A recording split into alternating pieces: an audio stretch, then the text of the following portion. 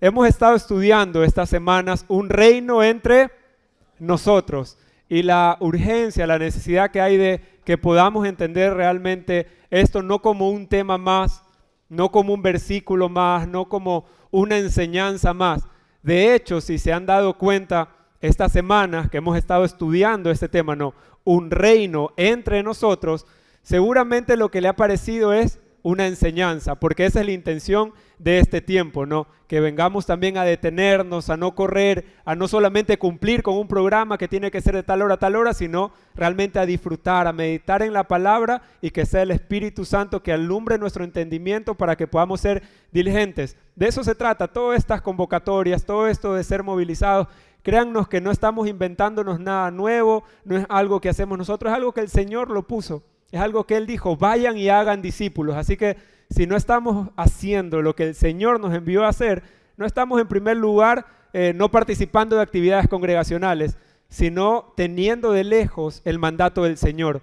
Así que nunca tome por poco estas invitaciones, nunca tome por menos estas convocatorias, porque no son eventos más.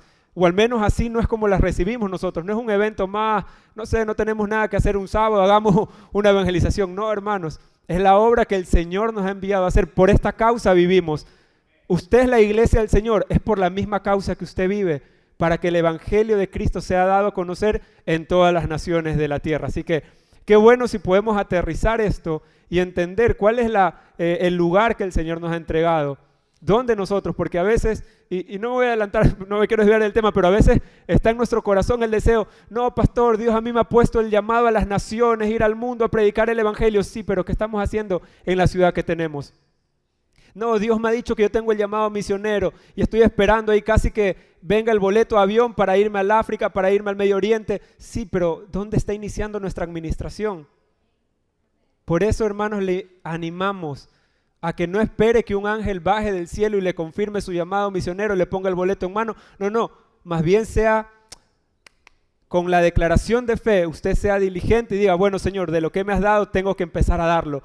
Y vamos a ver cómo la obra del Señor, la obra misionera, no inicia con una persona moviéndose de un país a otro, inicia con un corazón dispuesto a presentar el evangelio del reino en todo tiempo y en todo lugar. Así que por eso estamos también estas semanas detenidos, avanzando, si queremos también verlo así, pero sin correr este tema, un reino entre nosotros. Y la semana anterior arrancamos con esta segunda parte y habíamos repasado brevemente este punto. Este reino es superior a cualquier otro reino que haya existido sobre la tierra.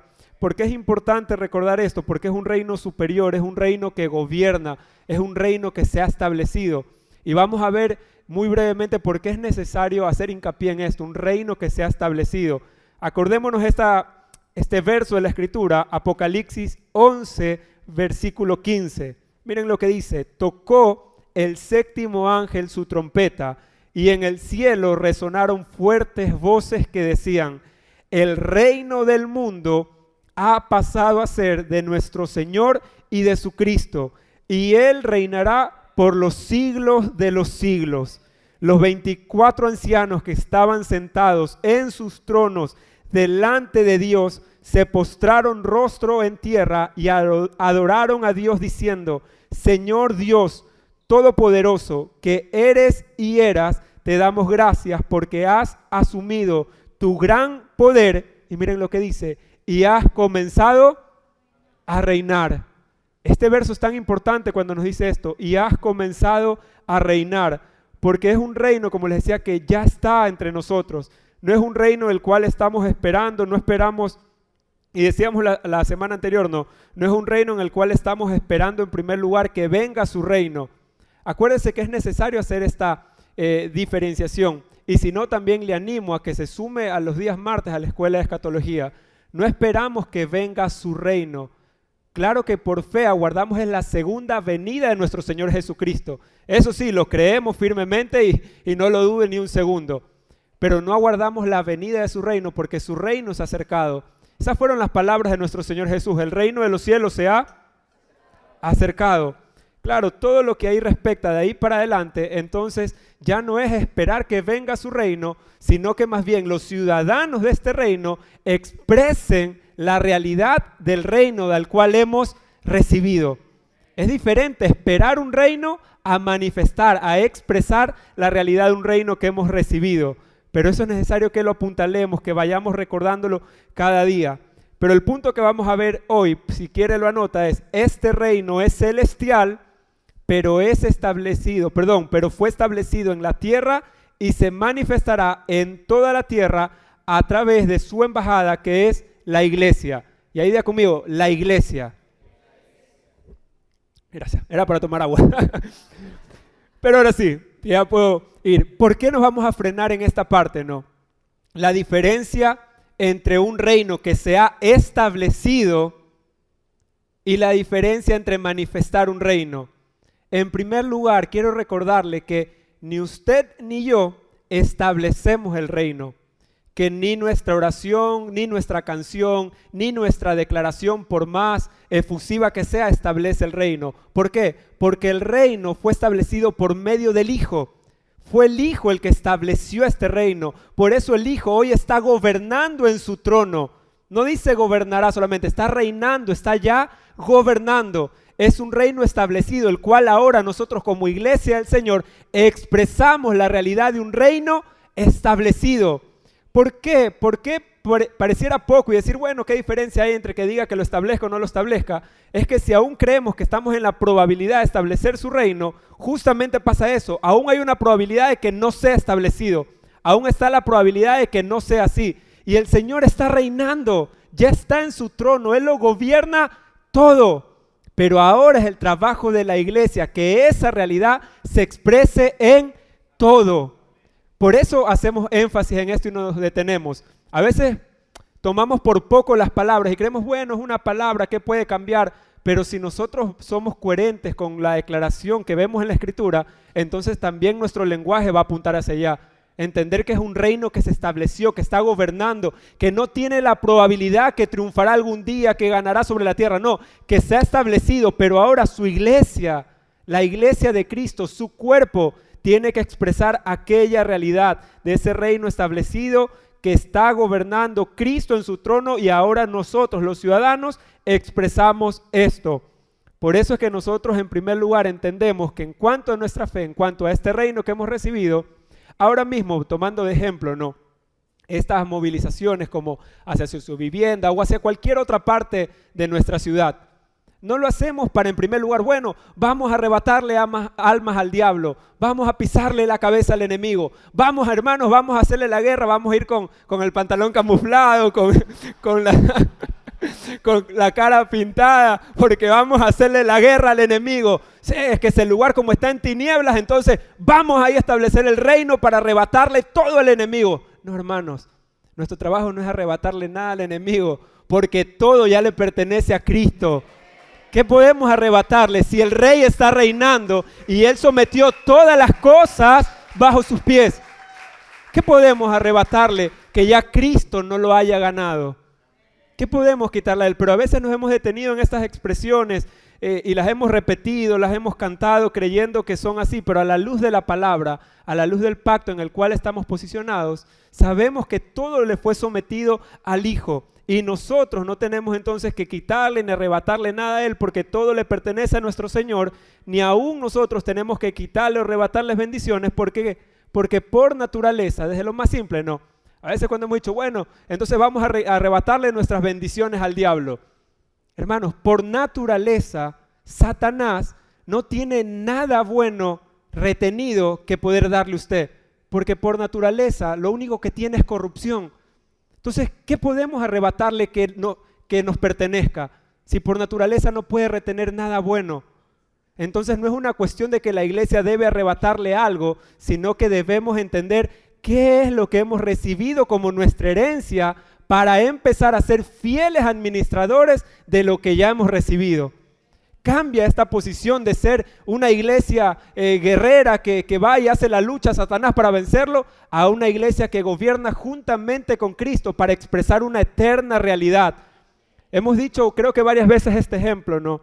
Cuando hay una invasión o un asentamiento irregular en una ciudad, se espera que el gobierno o las autoridades no vaya en primer lugar, no, bueno, ¿será que podemos remover eso? ¿Cuál debería ser la labor de la autoridad? remover esas estructuras, esos asentamientos irregulares, antes de que se conviertan en fortalezas, antes que se conviertan en estructuras que sean después inamovibles. Esa es la labor de la iglesia del Señor. Por medio del Evangelio de Cristo, ir a los lugares donde las tinieblas están permeando, donde las tinieblas están, para a través de la autoridad que nos ha sido dada, toda estructura de tinieblas que impide el paso de la luz sea removida. Esa es la posición, esa es la autoridad que el Señor nos ha entregado. Expresar la obra del Hijo consumada por medio de la cruz. Entonces, como iglesia, en primer lugar, no estamos en un asunto de guerra. ¿Qué debemos hacer entonces? No, pues se me acabó la guerra entonces. ¿Contra quién peleo? ¿A quién salgo? A ninguno. No nos han enviado aquí a la guerra a ver a la probabilidad que tenemos o no que ganar. Y luego lo hemos visto y seguramente lo repasaremos luego más adelante. Es diferente la lucha espiritual que una guerra. Brevemente lo resumo porque el pastor ya nos ha explicado. En una guerra siempre hay un botín de por medio y está la probabilidad de que una de las dos partes salga victoriosa. Pero acá el reino de nuestro Señor Jesucristo ya venció. Ya nos dio todo por heredad. Ahora lo que debemos hacer es los hijos de luz expresar esa realidad para que otros también puedan disfrutarla. Entonces ahora es entender por el Espíritu aquello que nos fue dado. Hermanos, a veces frases como estas, no, la delincuencia tiene tomada nuestra ciudad, el narcotráfico ha tomado nuestra ciudad. Si esta declaración en nuestra boca es más constante, más frecuente que el evangelio del reino en nuestra boca, entonces no es coincidencia que la ciudad esté como esté. A veces la repetimos y creo que muchos hemos cometido el error de repetirlo constantemente. No, el narcotráfico ha tomado nuestra ciudad y lo vemos en el cielo. No, la delincuencia ha tomado Guayaquil. Hermanos, si esta declaración es más fuerte en nuestra boca que el evangelio, entonces no es coincidencia que lo que nos rodee esté como esté. Y no se trata de un llamado a ignorar lo que está pasando en nuestra ciudad, a ser indiferentes, de ninguna manera. No se trata de ignorar lo que pasa, se trata de permanecer viendo un reino superior, un reino que venció, un reino que lo gobierna todo, para que aquello que permanezco viendo sea la realidad que pueda expresar en el tiempo en el cual vivimos. Pero si nuestra declaración sigue siendo las malas noticias más fuerte que el evangelio de reino, entonces vamos a seguir viendo nuestra ciudad todos los días así. Pero hermanos, somos de los que creemos por medio de la fe que nuestra ciudad y ninguna nación de la tierra está entregada a Satanás, porque todos los reinos de este mundo le fueron entregados a Cristo Jesús. Así que hermanos, por medio de este evangelio creemos que no hay nada entregado a Satanás ni a sus secuaces, sino que toda autoridad le fue dado al Hijo y por eso el Señor nos ha entregado esa autoridad, ya lo vamos a ver, para ir precisamente y expresar la realidad de donde nosotros estamos. Este es el llamado entonces a ver por el Espíritu el reino en el cual hemos sido introducidos y al Señor que está reinando en el trono para expresar esa realidad eterna en nuestros tiempos. Y ahora mire, acompáñenme brevemente, Mateo 11:12, capítulo 11, verso 12. Este verso también es muy importante porque creo yo que en ocasiones por no recordarnos el pacto en el cual estamos, el contexto en el cual se está hablando, o detenernos simplemente a leer la escritura paso a paso, hemos errado en su interpretación. ¿Lo tiene? Mateo 11, versículo 12. Desde los días de Juan el Bautista, y ahí voy a hacer un énfasis para que lo entienda, hasta ahora, estas eran las palabras de Jesús, miren, desde los días de Juan el Bautista hasta ahora, el reino de los cielos ha venido avanzando contra viento y marea, y los que se esfuerzan logran aferrarse a él. Yo sé que su versión Reina Valera dice, y los violentos, ahí está pastor entonces, tenemos que arrebatar. Hay un contexto, mire las palabras del Señor Jesús, desde los días del Juan el Bautista, todo lo que se venía hablando y profetizando, diga conmigo, hasta ahora. Ese hasta ahora está marcando un tiempo. ¿Usted qué dice cuando dice hasta ahora? ¿Qué significa un hasta ahora? Hasta ahora, está marcando un tiempo, hasta este momento, hasta ahora nomás. Por eso es que para entender esta porción, unas versiones dicen, los violentos la arrebatan, otras versiones dicen, y los violentos pretenden arrebatarlo, y hay un sinnúmero de de versiones que usted las puede ver, pero es tan importante detenerse en esto. Desde los días de Juan, todo lo que se venía hablando, todo lo que se venía profetizando, pero hasta ahora está marcando un tiempo. El tiempo, y ahora recordemos que antes por pacto, ¿quiénes eran los que recibían la tierra por heredad? ¿Quiénes eran los que conquistaban? Eran los guerreros. Claro, antes para conquistar debía haber guerreros, debía haber una generación de mata gigantes. Pero ahora por pacto, y eso es lo que él estaba marcando, ese hasta ahora, ya no son los guerreros, ya no son los violentos los que arrebatan el reino. Hermanos, nosotros no tenemos nada que arrebatar, porque por pacto nosotros sabemos que no tenemos que hacer nada para ganarnos el reino, sino que es la heredad en la cual Cristo nos introdujo. Eso es la obra del Hijo. Por eso que es bueno detenernos en este hasta ahora. Él les estaba marcando la cancha, Él les estaba marcando el tiempo. Si antes por pacto debían ser los violentos, debían ser los guerreros, debían ser los que iban a recibir la tierra por heredad, les dice hasta ahora, hasta ahora. Y luego entendemos estos versículos cuando nos dice, porque fuimos trasladados de tinieblas al reino de su luz admirable, o al reino de su amado Hijo. Y hace poco que estudiamos las bienaventuranzas, ¿las recuerdan? Bienaventurados los pobres en espíritu, ¿por qué? De ellos es el reino de los cielos. Otro de las mismas bienaventuranzas, bienaventurados los mansos, porque ellos recibirán la tierra por... No los violentos, no los guerreros, los mansos. Bienaventurados los que padecen persecución por causa de la justicia, porque de ellos es el reino de los cielos. Hermanos, por pacto, por este hermoso pacto, usted ni yo tenemos que hacer algo para arrebatar el reino. Por eso es bueno no sacar los versículos de contexto y entender el pacto en el cual hemos sido introducidos, porque nosotros hemos sido introducidos a un reino inconmovible, de tal forma que la labor de la iglesia ya no es a ver qué hacemos para arrebatar el reino y tenerlo, no, sino permanecer en luz para que la realidad del reino donde hemos sido trasladados ahora pueda ser expresada. Y ahí sí, si quiere verlo con violencia, claro que sí. No violencia porque nos enemistamos uno contra otro, sino porque es el poder de Dios, esta onda expansiva, que todo donde hay una estructura de ignorancia, que es tinieblas, sea derribada, sea desplazada, sin opción a permanecer. Esa es la autoridad que la iglesia nos ha sido dada por medio de la obra del Hijo. Y usted luego lo puede revisar en casa en versículos como Mateo 12, 29, Mateo 16, 18, que ahí sí nos detenemos. Miren lo que dice. Yo te digo, tú eres Pedro, cuando el Señor está hablando, ¿no es cierto? Con Simón Pedro, yo te digo que tú eres Pedro y sobre esta piedra edificaré mi iglesia. ¿Cuál era esta piedra? No, ¿qué es esto que el Señor le estaba diciendo? Pedro le venía y le responde la pregunta de Jesús y le dice, tú eres el Cristo, el Hijo del Dios viviente. La respuesta de Jesús le dice, bueno, tú eres Pedro y sobre esta roca lo que le está diciendo es, sobre esta revelación que has tenido, que yo soy el Cristo, es que mi iglesia es edificada. Lo que le está diciendo es, claro, es sobre mí, sobre Cristo, que está siendo edificada mi iglesia. Y después de eso continúa y le dice, te daré las llaves del reino de los cielos y todo lo que ates en la tierra quedará atado en el cielo y todo lo que desates en la tierra quedará desatado en el cielo. Y bueno, y me salté este verso también muy importante. Y las puertas del reino de la muerte o del Hades no prevalecerán contra ella. Hermanos, nunca vemos a Jesús dudando o poniendo en tela de duda el accionar, la operación o el poder de este reino. Y eso sigue siendo hasta el día de hoy. Cuando él dijo, y sobre esta roca edificaré mi iglesia y las puertas del Hades no prevalecerán contra ella. No prevalecerán contra la iglesia del Señor. ¿Por qué? Porque la iglesia es la representación, la fiel imagen de Cristo.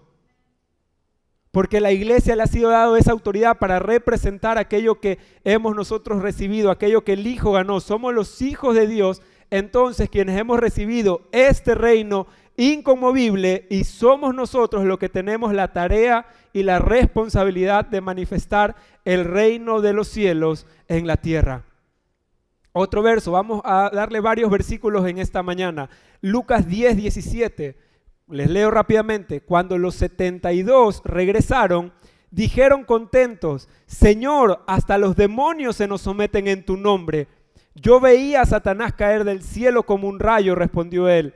Les he dado autoridad a ustedes para pisotear serpientes y escorpiones y vencer todo el poder del enemigo, y nada podrá hacerles daño. Hermano, esa es la autoridad con que la iglesia del Señor se moviliza y va a los lugares que parecen más impenetrables de este mundo. Esa es la autoridad que nos ha sido dada como la iglesia del Señor, no solo para reunirnos. Por eso es que hemos hecho tanto énfasis y por mucho tiempo que no solo es iglesia el congregarnos un día a la semana, que no podemos contentarnos. ¿Lo disfrutamos? Claro que sí. ¿Es necesario? Claro que sí. De hecho, la palabra nos insta, no se dejen de congregar como algunos tienen por costumbre, pero tampoco podemos conformarnos toda la vida a creer que solamente el reunirnos o el de asistir un día a la semana, eso es ser iglesia.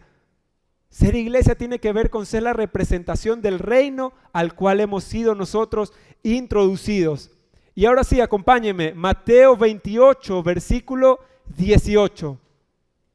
Mateo 28, versículo 18. ¿Ya lo tiene? Miren lo que dice. Entonces Jesús se acercó a sus discípulos y les dijo: Toda autoridad me ha sido dada en el cielo y en la tierra. Por tanto, vayan y hagan discípulos de todas las naciones, bautizándolos en el nombre del Padre, del Hijo y del Espíritu Santo, enseñándoles a obedecer todo lo que les he mandado a ustedes.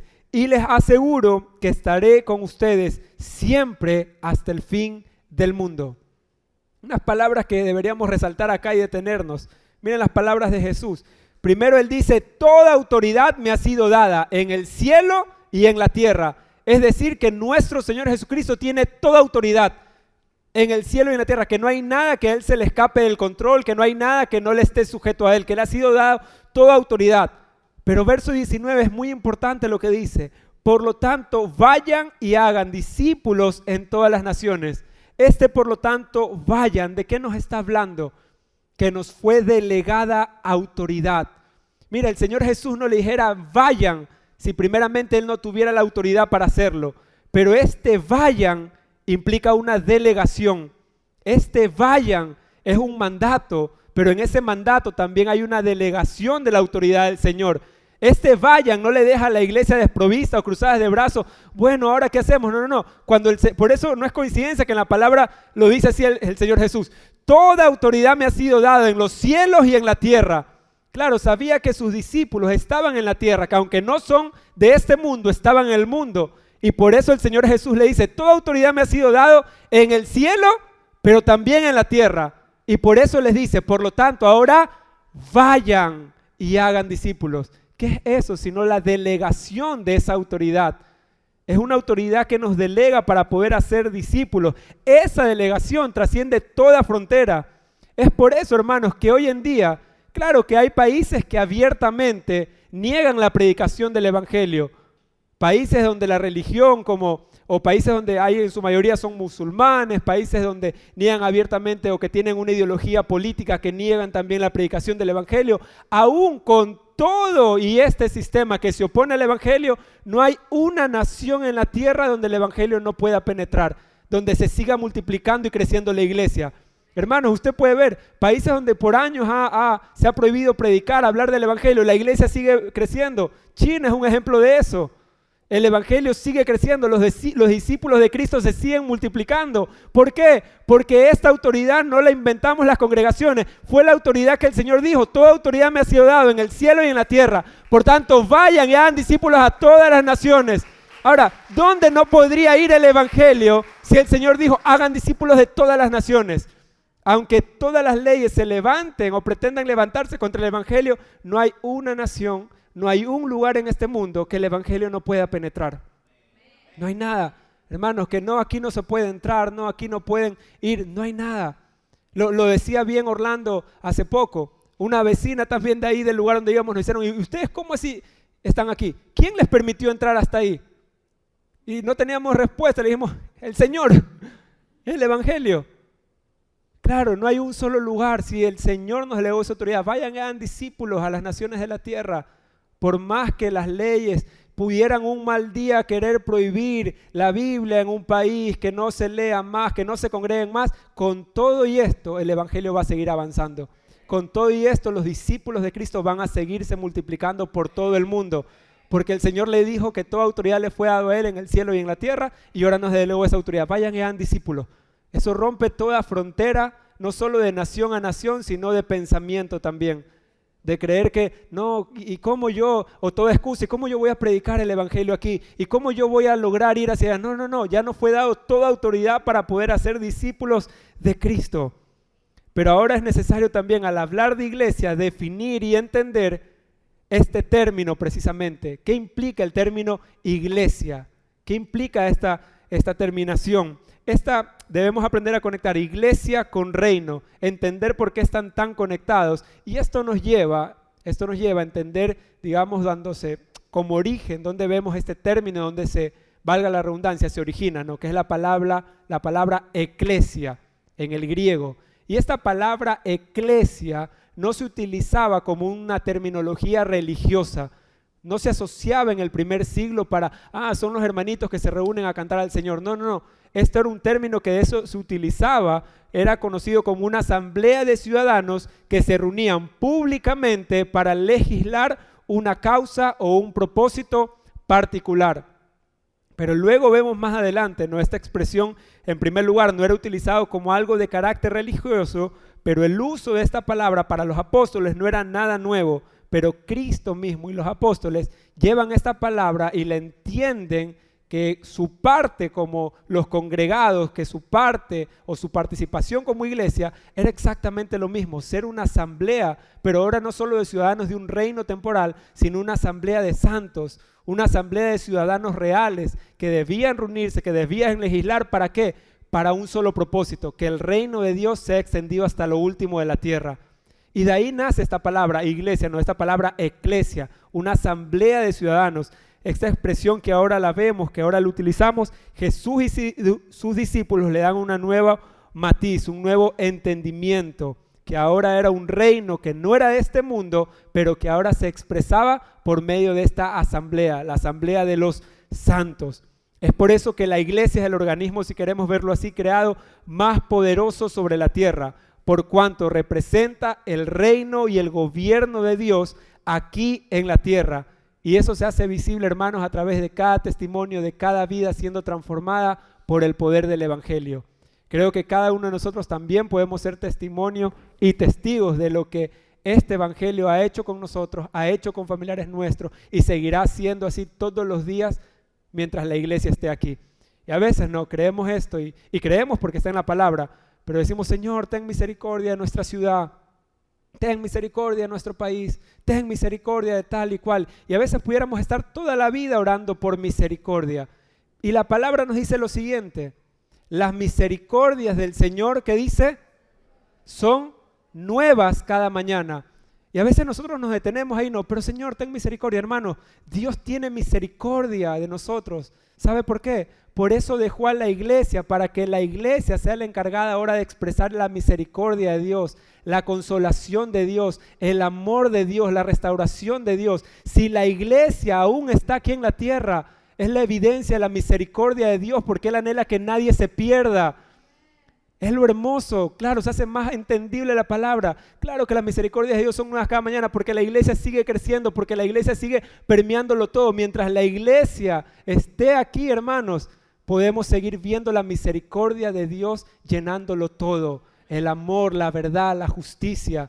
Por eso debemos también ir migrando en nuestro entendimiento, de ser solo de los que claman o piden misericordia, a entender que también podemos ser la expresión fiel de la misericordia de Dios aquí en la tierra.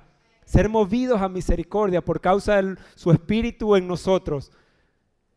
Punto número 2. La iglesia manifiesta el reino cuando vive conforme al nuevo hombre creado en Cristo. La iglesia manifiesta el reino de Dios cuando vive conforme al nuevo hombre creado en Cristo. Miren lo que dice Efesios 2, versículo 15, 16. Pues anuló la ley con sus mandamientos y requisitos. Esto lo hizo para crear en sí mismo de los dos pueblos una nueva humanidad, al hacer la paz para reconciliar con Dios a ambos en un solo cuerpo mediante la cruz, por la que dio muerte a la enemistad. Hermanos, ese es el resultado de la obra maravillosa de Cristo en la cruz. Reconcilió aquello que parecía irreconciliable, reconcilió, nos une en Él, ahora forma una nueva humanidad. Es lo hermoso de entender que como iglesia no somos solamente unos creyentes más, no solamente somos congregados de una congregación local o que pertenecemos, y a veces pasa esto y por eso nos detenemos ahí para explicar. A veces hay hermanos nuestros que nos piden con ansias, pero pastores, díganos de qué denominación somos. Créannos que pasan. Es como que una ansiedad por saber de qué denominación somos. A ver, son ustedes, yo los he visto, ustedes como que a veces se emocionan mucho y gritan, son pentecostales, no, pero luego les veo que hablan esto, entonces y pareciera una ansiedad para saber de qué denominación somos, hermanos. Déjeme decirle que en la Escritura el Señor nunca vino a establecer denominaciones. Nuestro trabajo no es identificarnos con una denominación. Gloria a Dios si en algún momento las denominaciones sirvieron para ir viendo diferentes aspectos de la expresión de nuestro Señor Jesucristo. Pero hermanos, nos identificamos en primer lugar con Cristo nuestro Señor. Si de ahí para adelante usted quiere ver cómo resuelve con una denominación, ese no es nuestro trabajo. No nos identificamos con una denominación, sino con nuestro Rey y Señor. Y desde ahí anhelamos expresar cada día más la plenitud que hay en Él.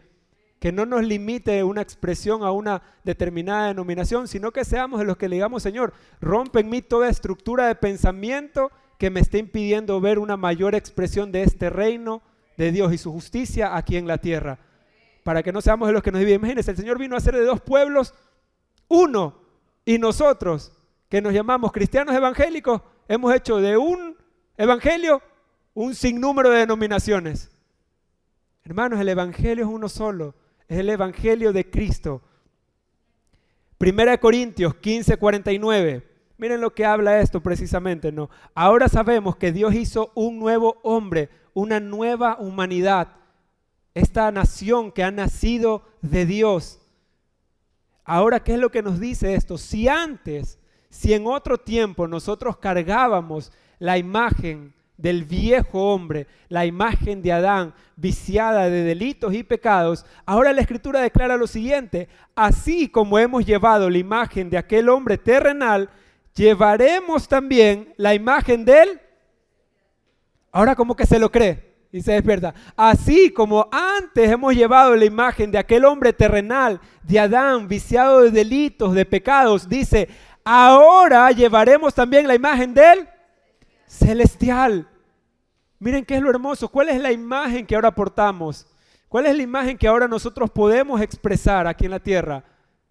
Ya no es una imagen corrompida, viciada de delitos y pecados. Ahora pueden ver en nosotros es la imagen del celestial. ¿Cuál es esta imagen del celestial? Sino la expresión de Cristo a través de nosotros. Es la realidad de la iglesia, es lo que se le demanda a la iglesia, que podamos ser ahora la expresión ya no del viejo hombre. Y es lo que también nos recuerda Efesios 4, el versículo 22, que le dice: antes ustedes vivían conforme a su vieja naturaleza, antes ustedes vivían viciados en otro tiempo conforme a sus delitos y pecados.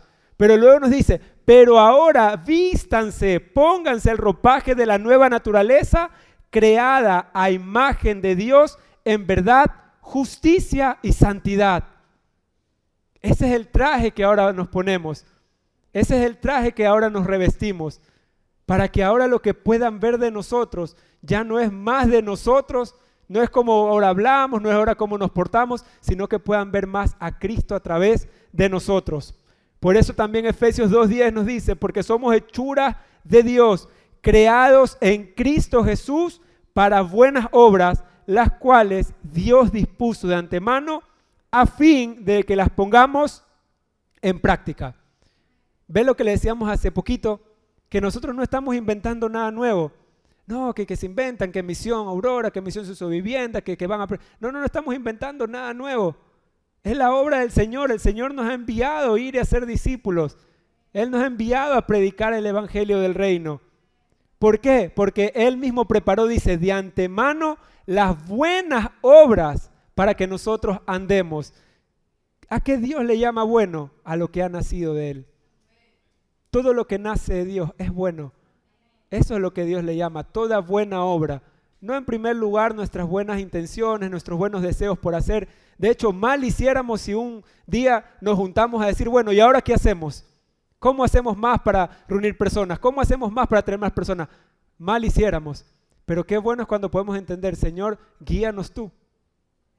Que se haga en nosotros tu voluntad para precisamente nosotros andar en las obras buenas que tú preparaste de antemano para que nosotros andemos. Entonces, ¿qué es lo que vamos a hacer en el camino? Aprender a reconocer por el Espíritu las obras del Señor, la que Él nos ha enviado a hacer. Claro, en el camino aprendemos a reconocer la administración que Dios nos ha dado para que nosotros aprendamos a andar. Esa es la dinámica de la iglesia, reconocer las buenas obras de nuestro Señor Jesucristo y empezar a andar por fe. Es la labor de la iglesia. Hermanos, esto resuelve en nuestro corazón. Bueno, yo estoy esperando que me confirme, que el pastor ore por mí, que toda la iglesia se reúna, ponga manos en mí, me envíen y que me den un mensaje celestial para hacer algo.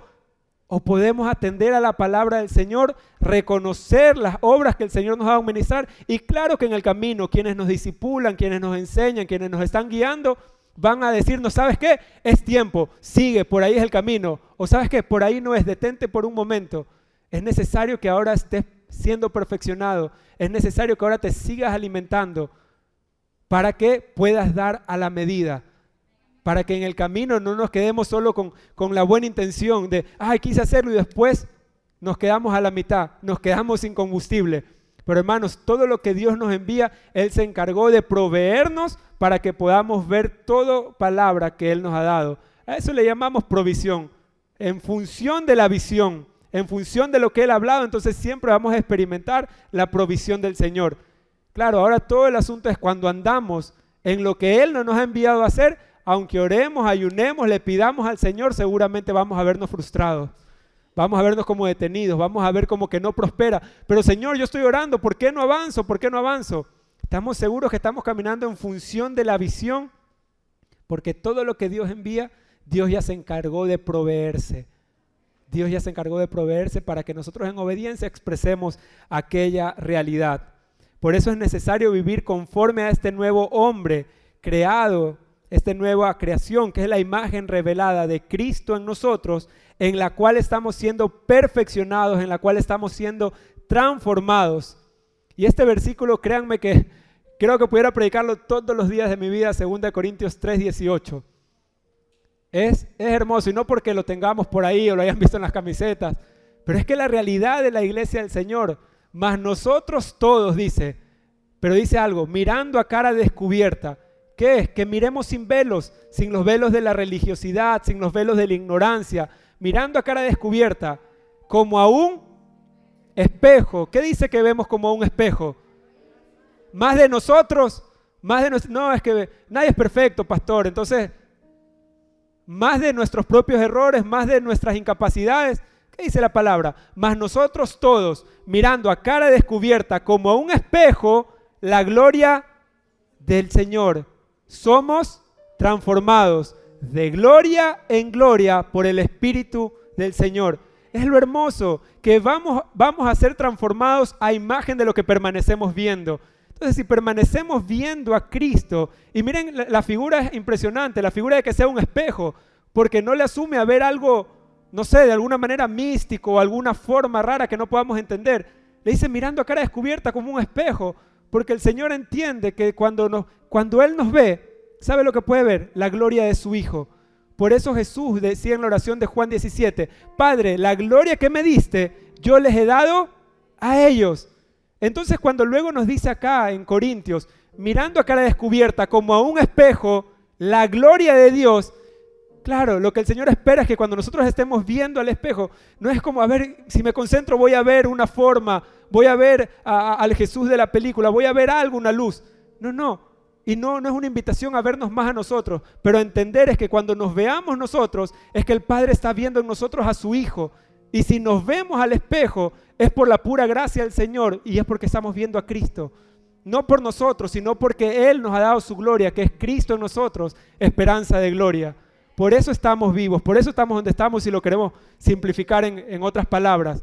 Y es la invitación que vamos a permanecer o vamos a ser transformados a lo que permanecemos viendo. Si es a su Hijo, entonces será su Hijo y su reino el cual vamos a expresar. Será esa la realidad en la cual vamos a evidenciar.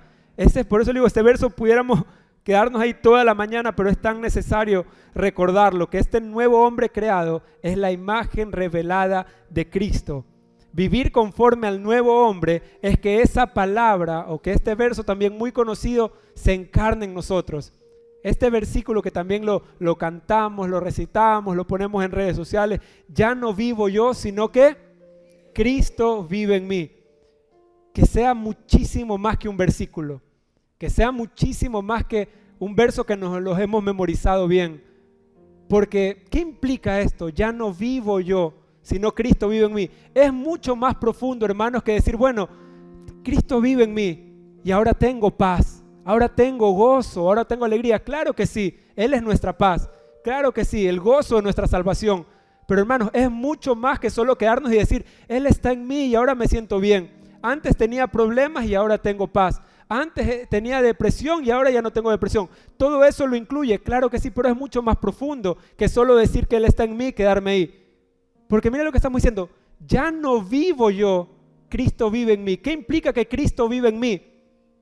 Que esté muerto a mí mismo, a mis propios placeres, a mis propios deseos, a mis propias ideas o pensamientos de éxito en la vida. Implica el renunciar a qué es lo que yo voy a hacer con mi vida para que Él haga su voluntad a través de mi vida. Miren lo profundo de este verso. Es mucho más profundo de que lo tengo en mi corazón, lo tengo en mi ser, es mucho más profundo. ¿Qué implica que Él vive en mí? Implica que esté muerto para mí mismo, para que Él sea Señor de mi vida, para ya no solo hacer cosas y esperar que de alguna manera, como decíamos, no, bueno, que Dios las bendiga, que Dios las apruebe. No hacemos cosas y esperamos que Él las apruebe. Más bien migramos a esta pregunta que el apóstol Pablo la tuvo en un momento cuando tuvo un encuentro con Jesús. Señor, con el Señor. Señor, ¿qué quieres que yo haga? Implica renunciar a nuestra voluntad para que Él haga su voluntad. Entonces verdaderamente ahí podemos experimentar el poder de una vida resucitada. A veces clamamos, Señor, quiero más de ti, quiero ver más de tu poder, quiero ver más de tu gloria. Y el Señor no tiene problema, ¿saben por qué? Porque Él ya nos dio todo lo que debía darnos. Si no escatimó darnos a su propio Hijo, ¿cómo no nos dará juntamente con Él todas las cosas? Así que el Señor no tiene un problema de guardarse algo, porque Él nos dio todo lo que podía darnos en su Hijo. El asunto está que mientras nosotros no maduremos, pudiera ser que usted y yo le estemos pidiendo al Señor, Señor, más dones, más palabras, Señor, dame más de ti, y con todo y esto parecer que nunca tuviéramos nada. ¿Por qué? Porque seguimos esperando que algo más suceda en vez de empezar a ser fieles administradores de lo que nos ha sido dado por medio de su Hijo. ¿Y cobra sentido la palabra? No. Es que si en lo poco me fuiste fiel, en lo mucho te pondré. No porque nos haga falta algo más, sino porque aprendimos a administrar fielmente lo que el Señor nos ha dado. Y seguramente muchos de nosotros, y nos vamos a quedar así, ¿cuántos de nosotros hemos dicho en muchos momentos, Señor, y bueno, yo he reconocido que tengo un llamado al ministerio, tengo un llamado, no sé, apóstol, profeta, pastor, maestro, evangelista, cualquiera que sea? Seguramente muchos de nosotros hemos reconocido que el Señor ha puesto una asignación en nuestra vida. Y a veces pudiéramos estar toda la vida esperando como que nos llamen para debutar. Toda la vida sentados esperando, bueno, ¿a qué hora me llaman? ¿A qué hora me toman en cuenta? Pero ya tengo tantos años en la congregación y el pastor no me dice nada. Pero cobra nuevamente sentido. ¿Qué estamos haciendo con lo que nos hemos recibido? ¿Cuál es nuestra predicación? Creemos de alguna manera todavía que predicación, aunque es una parte, es estar aquí en un lugar y hablar. No es predicación solamente esto. No es que, pastor, mi llamado es ser pastor. Entonces estoy esperando abrir mi congregación. ¿Quién le ha dicho que no puede ser pastor en la casa? No, es que yo soy profeta de las naciones. ¿Quién nos ha dicho que no podemos ser profetas en casa, en los lugares de trabajo, en la política de un país? Que se necesiten los profetas del Señor, que sepan que la dirección de un país no esté determinada por lo que los índices de economía o políticos digan, sino por lo que Dios ha dicho de una nación. Entonces pudiéramos pasarnos toda la vida esperando como a debutar, o pudiéramos entender que hemos recibido un reino inconmovible en nosotros y empezar a ser administradores de la realidad de Dios que hemos sido recibidos. Y seguramente sí, el Señor por causa de administración nos pondrá una mayor administración. Por causa de la fidelidad a su administración nos pondrá en una mayor administración. No nos dio el tiempo para eso, pero a veces le ruego al Señor que nunca salga de un lugar de trabajo por esto que hemos dicho por mucho tiempo. No, es que en este lugar de mi trabajo hay mucha opresión. No, pastor, es que la opresión en este lugar es muchísima. Si estamos retrocediendo de un lugar por la opresión externa, es porque no hemos entendido que mucho mayor es la vida de la cual estamos llenos. Y esa vida tiene la capacidad de ser la presión que desplace todo sistema de tinieblas, de ignorancia. Por amor a Dios, nunca salga de un lugar porque dice, no, es que es mucha la opresión ahí. Si Dios no le ha dicho que salga, no salga. Las tinieblas ni ninguna opresión externa tiene la autoridad de hacerlo retroceder de ningún lugar de la tierra donde Dios le ha dicho que usted esté. Si Dios le ha dicho que usted esté en un lugar, por mucha opresión que haya, recordemos en el Espíritu que mayor es el que está en nosotros que el que está en el mundo. No hay tal cosa como es que la opresión me obligó a salir, es me oprimen. No podemos ser de los que retroceden, más bien recuerde quién está en usted. Esa verdad tiene la capacidad de retroceder toda opresión externa. Las tinieblas no tienen la autoridad para hacerlo retroceder. Ellas retroceden por causa de la presión que usted tiene, que es esa vida del Señor. Ellas son las que deben retroceder por causa de lo que está gobernando en nuestro corazón. Así que a veces nos escudamos en eso. No, es que yo soy sensible a ciertos lugares. No, hermanos, la sensibilidad no es para decir, es que yo soy sensible a estos ámbitos, entonces me voy de lugares. A veces hemos escuchado, no, hermano, no, es que yo ahí no entro. ¿Por qué? Es que yo soy sensible espiritualmente. Entonces me empieza a doler la cabeza, me empiezo a sentir mal y retrocedo. No, la sensibilidad no es para que usted se vaya de lugares. Si el Señor le ha permitido ser sensible de cierta manera en esos ámbitos, es más bien para discernir qué puede estar operando ahí, cuál es la medida de gracia, de verdad y de poder de Dios que debe operar en ese lugar para que las tinieblas retrocedan. Nunca se trató de la iglesia retrocediendo por oposición. Hermanos, la iglesia del primer siglo se le opuso el imperio más poderoso conocido, como era Roma, y la iglesia terminó llenándolo todo del evangelio de Cristo. Sigue siendo igual en nuestros días. La iglesia del Señor sigue reinando, sigue estando en luz. La iglesia del Señor sigue y debe migrar a que cada día podamos expresar esta realidad para que todo sea lleno de nuestro Señor Jesucristo. Así que, ¿les parece si oramos en ese sentido en esta mañana? Es verdad que a veces un domingo es medio difícil de alguna manera completarlo todo, decirlo todo, pero creo que es el trabajo de todos los pastores en esta casa. Ninguno de nosotros pretendemos darle información solamente para que usted se vaya y diga, bueno, ¿cuánto aprendí? Si aprendió, gloria a Dios. Pero en primer lugar, lo único que podemos hacer es por medio de la gracia del Señor exponer su verdad y que sea el Espíritu Santo alumbrando nuestro entendimiento para que podamos ser diligentes con la verdad que hemos recibido y podamos ser la luz y la sal de esta tierra. Así que, ¿qué le parece si en esta mañana, a propósito de no solo festividades ni tampoco del contexto, pero nos unimos en oración también por nuestro país, nos unimos en oración también por las familias de nuestra ciudad, porque creemos firmemente que el Señor está dando más luz, no solo a esta casa, sino a su iglesia global. Por favor, nunca se crea que, no, es solamente en esta casa. No, es la iglesia del Señor en las naciones de la tierra que está siendo alumbrada por medio del Evangelio. Y eso está en la Escritura, hermanos. Así que oramos en ese sentido. Padre, queremos unirnos en oración, queremos unirnos como tu iglesia, Señor, entendiendo que a ti te fue dado toda autoridad, Señor, en los cielos como en la tierra, Padre. Señor, que mientras estemos aquí en la tierra podamos entender que nuestro trabajo consiste en uno solo, Señor, y es expresar la realidad de este reino inconmovible, Padre. Señor, que nunca sea nuestra declaración negativa, que nunca sea nuestra declaración de lo que vemos en noticiero mayor que tu evangelio en nuestra boca, Padre. Que todos los días de nuestra vida, mientras estemos en los lugares de trabajo, en nuestra casa, en nuestra familia, mayor sea nuestra declaración de fe, que tú gobiernas, Señor, juntamente con tu iglesia, que tú lo estás llenando todo de tu luz, Padre amado, y creemos, Señor, no como en un futuro lejano, no como algo incierto o la probabilidad de que algún día pase. Creemos para este tiempo, Padre, que podemos crecer, trabajar y vivir juntamente con esta generación para ver la realidad del reino de Dios y su justicia expresado aquí, Señor. Hoy nos unimos en oración por Ecuador, Padre amado. Creemos que nuestra ciudad, que nuestro país no está entregado a ninguna mafia, a ningún delincuente, Señor, sino que te fue dado a ti, Señor, porque todas las naciones te fueron dadas a ti, Padre, porque todas las naciones de la tierra te pertenecen, Señor, pero como tus hijos, como representantes del reino de Dios, creemos que tu verdad avanzará en cada familia, en cada asignación, Padre. Oramos por los políticos en este país, Señor, que los hijos de Dios ocupen los lugares que debemos ocupar, Señor, para que el evangelio desplace toda tiniebla, todo sistema de ignorancia, Señor.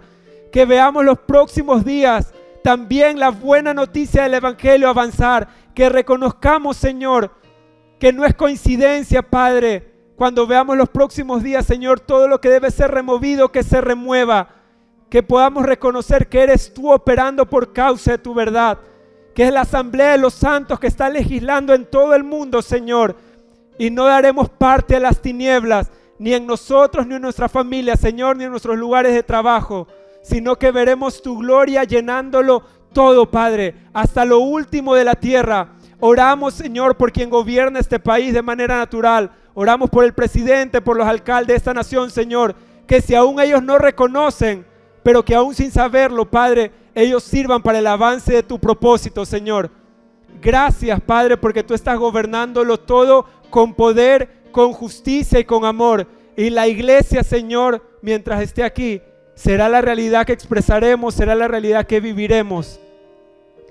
Que no seremos solo de los que cuentan malas noticias a quienes vienen, a sus generaciones, sino que seremos, Señor, de los que hablan el evangelio del reino de Dios y su justicia y disfrutan de esta realidad.